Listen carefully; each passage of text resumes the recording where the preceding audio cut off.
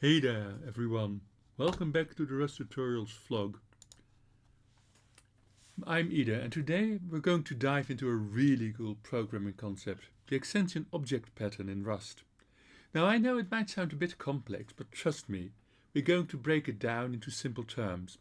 So if you're a coding enthusiast or just curious about how programming works, stick around because this one's for you. Alright. To understand the extension object pattern, we first need to grasp the concept of adding new features to an existing object without changing its original code. It's like putting a gift inside another gift.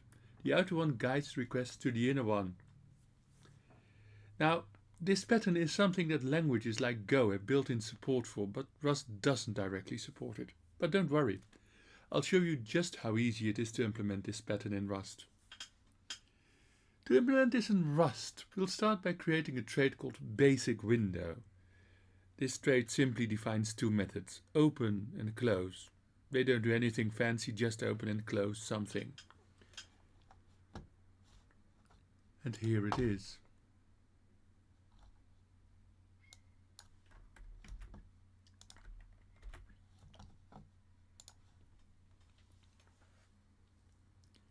Next, we have our basic window, represented by the window struct. In this example, our window just has a title.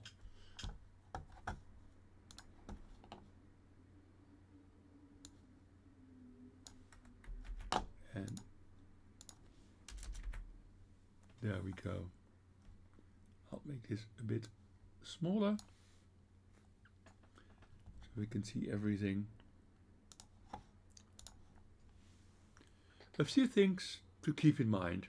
Our window, as I said, only has a title in this example. We have a method called new to create a window.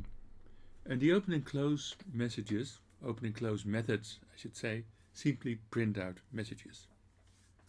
We can now take it up a notch by creating an extended window. This one can do everything a window can do, and even more. It can rotate itself. Fancy that.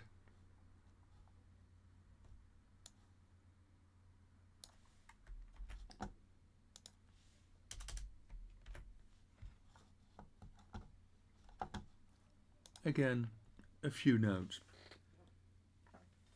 We also have a new method in the extended window, as you can see. And we added a rotate method, which rotates the window around a certain number of degrees. Because we need to delegate the calls to open and close from our extended window to our basic window, we implement the basic window trait.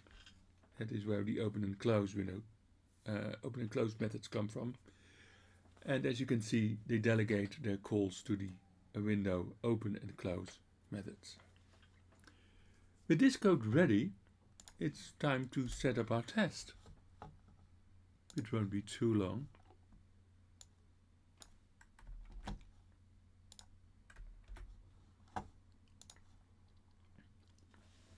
In our main function, we create a window and pass it on to an extended window.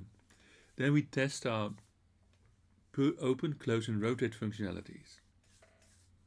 Let's see if it works, because that is the proof is always in the pudding.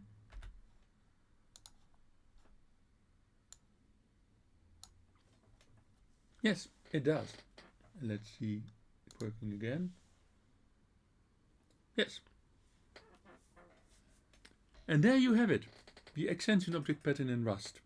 It might sound a bit technical, but it's a pretty neat way to add features to objects without messing with the original code. It's like a programming superpower.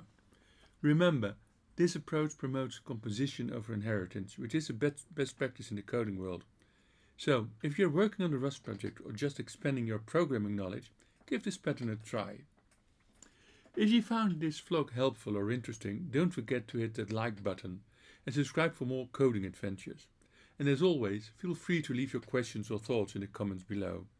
I'll catch you in the next vlog. Happy coding!